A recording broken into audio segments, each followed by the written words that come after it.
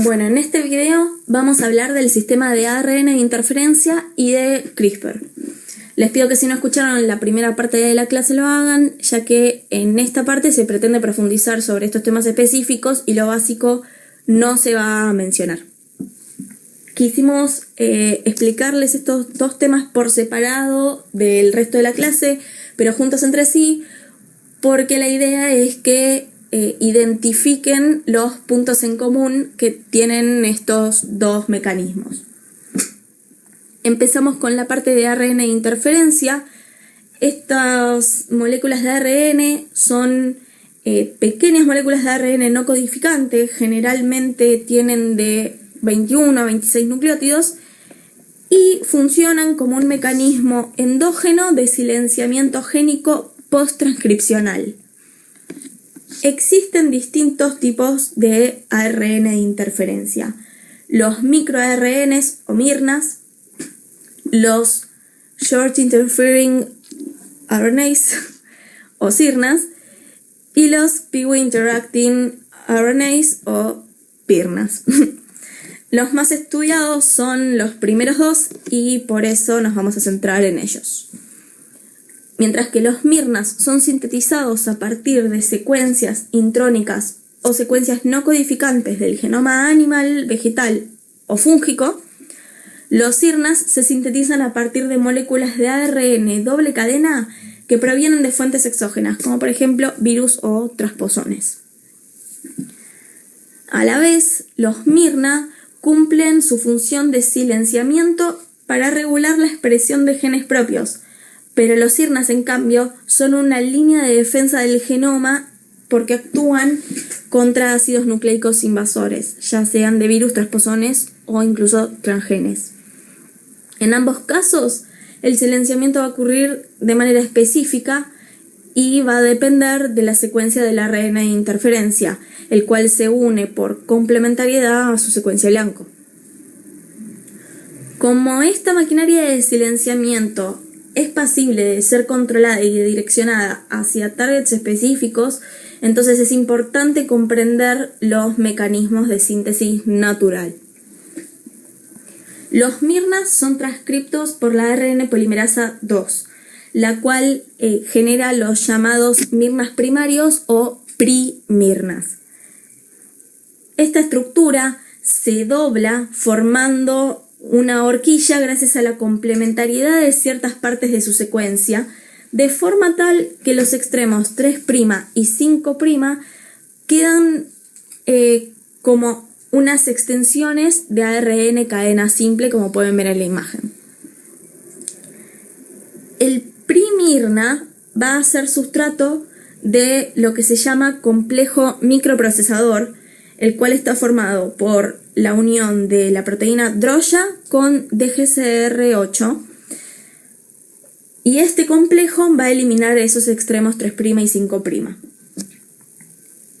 Ahora lo que nos queda es el pre-miRNA, que está formado por secuencias de 60 o 70 nucleótidos, y esto a través de la exportina 5 va a pasar a citoplasma. En citoplasma, el pre-miRNA va a ser escindido por un segundo complejo procesador que está formado por la unión de la proteína Dicer con TRBP2. El producto de esa reacción es un ARN dúplex que está formado por dos hebras de ARN que son parcialmente complementarias y estas se unen a una proteína AGO de la familia Argonauta. Una de las hebras va a quedar unida a esa proteína y en conjunto van a formar lo que se llama complejo RISC. La otra hebra se libera. Estos complejos RISC son los que median la función de silenciamiento. En el caso de los siRNA, el ARN bicatenario de fuente exógena es directamente degradado en pequeños fragmentos por la enzima Dicer. Como resultado de ese proceso se va a obtener un producto que va a ser similar al ARN dúplex que mencionamos, pero que en este caso las hebras de ARN son completamente complementarias. Antes habíamos dicho que el ARN dúplex, a través del cual se va formando la molécula de Mirna, era parcialmente complementario. Al igual que en el proceso de síntesis de los Mirna, este ARN dúplex se va a unir a la proteína AGO, las hebras se separan y una de ellas queda formando el complejo RISC. Los tratamientos con ARN de interferencia sintéticos se basan en la construcción de justamente el ARN dúplex, que una vez que está dentro de las células se integra a las proteínas AGO naturales para formar el complejo RISC. Aunque con estos experimentos se logró la destrucción específica y efectiva de los ARN mensajeros blancos, son un sistema caro y difícil de vehiculizar dentro de las células. Una estrategia para superar esa dificultad es diseñar plásmidos que codifiquen para estructuras que puedan dar lugar a la formación de sirnas. Esos plásmidos serían vehiculizados al interior de las células por vectores virales, generalmente retrovirus. Por todo lo que ya dijimos, el ARN de interferencia, a diferencia de los oligonucleótidos antisentido, solo puede usarse para downregulation, pero es un sistema mucho más efectivo porque es natural y porque lo que ingresa es ARN doble cadena, que es mucho más estable que el oligonucleótido de cadena simple. La mayor desventaja es la alta especificidad que se necesita entre el ARN de interferencia y el mensajero homólogo. O sea que una sola mutación en la secuencia blanco ya sería una variante de escape para este mecanismo de silenciamiento. Entre los usos del ARN de interferencia está la genómica funcional. A pesar de que se logró obtener la secuencia completa del genoma humano, como ustedes saben, y también de otros seres vivos, todavía hay genes de los que se conoce la secuencia, pero no se conoce la función. El uso de ARN de interferencia dirigido contra ellos es una estrategia para descifrarlo a través de las consecuencias evidenciables que se producen por el silenciamiento. También se trabaja en estudios para utilizar el sistema de ARN de transferencia en el tratamiento de enfermedades. Las posibles secuencias blanco que se proponen son oncogenes, genes supresores o también para corregir SNPs, los polimorfismos de nucleótido único que ustedes conocen. Y también se pueden utilizar para silenciar genes virales, constituyendo entonces un posible tratamiento para enfermedades como la hepatitis C y el HIV. Bien, y ahora vamos a hablar del sistema CRISPR-Cas9. Para poder entenderlo puede ser un poco difícil de imaginar, así que presten mucha atención a los dibujos, paren la grabación, mírenlos, analícenlos, traten de entender el dibujo y después pueden escuchar la explicación y interpretar mejor lo que estamos viendo, ¿sí? Entonces, así como el ARN de interferencia es un mecanismo natural de defensa para las células eucariotas, el sistema CRISPR-Cas9 lo es para células procariotas. De hecho, van a ver que los dos mecanismos tienen muchas cosas en común, además de ser mecanismos naturales. Cas9 es una endonucleasa y CRISPR es una secuencia de ARN que se llama así por las siglas en inglés de repeticiones palindrómicas cortas, agrupadas y regularmente espaciadas. Imagínense que si no se abreviaba iba a ser un choclo.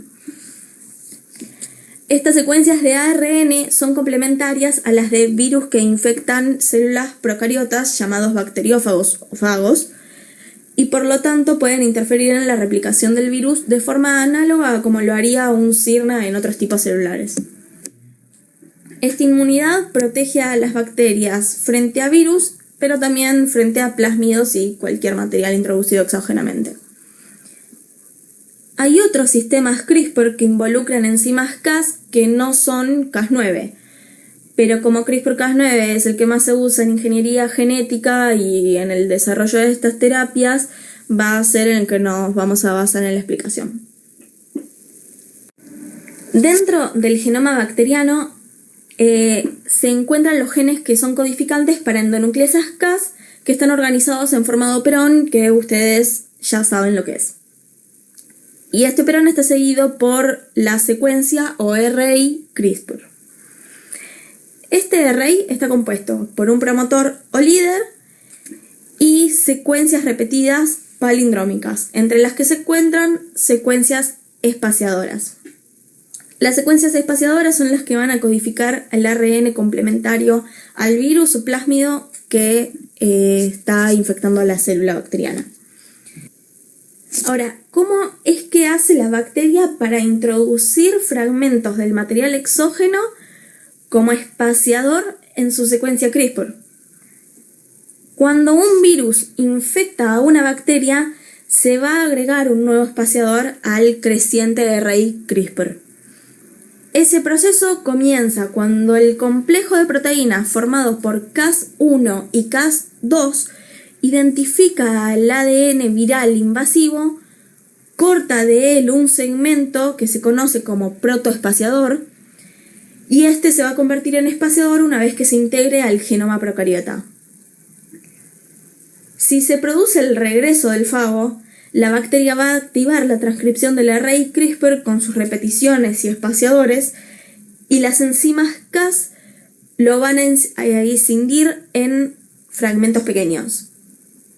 Estos fragmentos pequeños se unirán con un tipo de ARN no codificante llamado tracRNA, y luego una RNasa va a madurar este dímero de ARN, logrando obtener así lo que se conoce como cRRNA.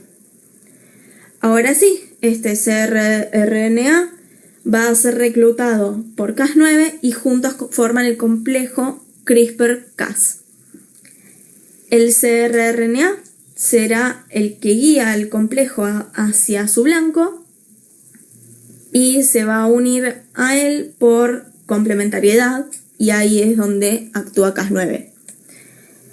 Ahora, ¿cómo es que Cas9 puede distinguir entre lo que es endógeno y exógeno si la secuencia a la que tiene que atacar es igual a la que integró a su genoma? Ahí entra en juego otro elemento que se llama motivo adyacente al protoespaciador, o PAM. El PAM consta de una secuencia corta de 2 a 6 pares de bases y es una secuencia que es específica para cada tipo de enzima Cas del organismo. Por ejemplo, Cas9 de la bacteria Streptococcus pyogenes es capaz de reconocer al PAM NGG. N quiere decir cualquier base hidrogenada y G es guanina. Para que Cas9 se adhiera y corte al ADN exógeno, la secuencia PAM tiene que estar adyacente a la secuencia complementaria al cRRNA, y ese PAM solo se encuentra en el genoma viral, no es algo que la bacteria integre después a su genoma. Gracias a la precisión de este sistema respecto a los sitios de corte, CRISPR-Cas9 se convirtió en una herramienta muy útil en el desarrollo de terapias génicas que requieran corrección, suplementación o también supresión de la expresión. A pesar de que su utilidad natural está vinculada con el corte de fragmentos, si nosotros logramos introducir en la célula blanco una secuencia con alta homología por los extremos 3' y 5' que quedan después de la decisión que hace Cas9, el mecanismo de recombinación homóloga propio de la célula generaría una inserción estable del fragmento. Además, este sistema de inserción se puede realizar con varios genes simultáneamente. El método desarrollado para usar CRISPR-Cas9 como terapia génica consiste en diseñar un vector que codifique para el mensajero de Cas9 y un Single Guide RNA o sgRNA, que es la unión del cRNA específico con el track RNA de los que habíamos hablado antes. Si se busca corrección, también se incluye en el plásmido una región que sintetice para la secuencia que buscamos expresar. El método de transferencia que más se usa para conducir estos plásmidos a las células blanco es el de vectores virales, siendo los lentivirus y los virus adeno-asociados los que más éxito tienen. Luis Montoliu es un investigador español pionero en el uso de la tecnología CRISPR en su país. De hecho, escribió un libro al respecto del que se resalta mucho la frase «La imaginación es el límite de las aplicaciones CRISPR». Además de constituir una herramienta útil para el desarrollo de terapias génicas, existen otras funciones diferentes que se les puede dar a este sistema y que son igualmente importantes. Por un lado, al igual que el ARN de interferencia, se puede usar para genómica funcional. En genómica funcional, la mejor herramienta es la que logre tanto inhibir como activar genes con alta especificidad. Los investigadores usaron las bases del sistema CRISPR para que pueda cumplir con esas dos funciones. Con ese fin diseñaron una molécula de ARN guía extendida. Esa molécula, por un lado, es capaz de guiar a Cas9 al sitio blanco, pero por otro lado, posee secuencias de ARN a las que se unen proteínas específicas capaces de reclutar efectores de la activación o de la represión de la transcripción. Entonces, la unión del sistema CRISPR podría conformar un estímulo o un factor inhibidor de la expresión de la secuencia blanco. También se utiliza el sistema CRISPR para detección de patógenos. Esta es una función que se comenzó a desarrollar a partir de un hallazgo muy interesante. Cuando algunos tipos de nucleasas Cas se activan por la unión específica del sistema CRISPR con la secuencia blanco, es como que se vuelven locas y empiezan a degradar de forma inespecífica todas las moléculas de ácidos nucleicos que estén en la muestra. Entonces, investigadores de distintos grupos aprovecharon esto de la siguiente forma. Diseñaron pequeñas moléculas de ADN o ARN, según el tipo de enzima Cas que estuvieran usando, que tuvieran en un extremo una molécula fluorescente y en el otro una molécula que sea inhibidora de esa fluorescencia, de forma tal que cuando el complejo está íntegro no hay fluorescencia. Entonces, cuando el sistema CRISPR se une a su secuencia blanco y se activan estas enzimas Cas que enloquecen, van a empezar a degradar estas pequeñas moléculas de ADN o ARN que yo introduje de forma exógena, liberando así la molécula que emite fluorescencia. Por lo tanto, se logra que haya un resultado que es fácilmente evidenciable, como es la fluorescencia, de la unión específica de CRISPR-Cas con su target. Si este sistema se diseña para ser complementario a la secuencia de un patógeno, entonces se puede detectar la presencia del patógeno con alta sensibilidad y alta especificidad. Dos de estos sistemas que ya están registrados son Sherlock y Detector, que fueron desarrollados en 2018 y 2019 respectivamente. Estos sistemas pueden realizar análisis de muestras de sangre, saliva, orina, materia fecal y células y dar resultados sobre mutaciones genéticas, screening oncológico, diagnóstico microbiológico o incluso también sobre resistencia a antibióticos. Actualmente, para el diagnóstico de coronavirus SARS-CoV-2 se utiliza la PCR real-time, como ustedes sabrán. Las empresas que crearon Sherlock y Detector desarrollaron recientemente kits de detección de coronavirus que son rápidos y sencillos, mientras que la PCR real time necesita 3 o 4 horas para hacerse, las pruebas basadas en CRISPR te dan el diagnóstico hasta en menos de 1 hora, lo cual podría llegar a parecer que no es tanta diferencia si se piensan las muestras de forma individual, pero cuando estamos en el marco de una pandemia donde se tienen que procesar muchas muestras por día, la diferencia es abismal. Además de que es un método más rápido que la PCR real time, los sistemas basados en CRISPR se pueden implementar en el diseño de kits diagnósticos en tiras de papel, tipo las de un test de embarazo. Por lo tanto, se pueden usar también en países que están limitados en la implementación de técnicas de PCR por impedimentos que pueden estar relacionados a equipamiento o infraestructura. De todas formas, a pesar de presentar las ventajas de las que hablamos recién, la sensibilidad de las técnicas basadas en CRISPR para el diagnóstico del SARS-CoV-2 es significativamente menor. Que la sensibilidad sea menor quiere decir que el sistema puede detectar la presencia del virus cuando está presente en concentraciones más altas en la muestra, pero con concentraciones menores me daría un resultado falso negativo.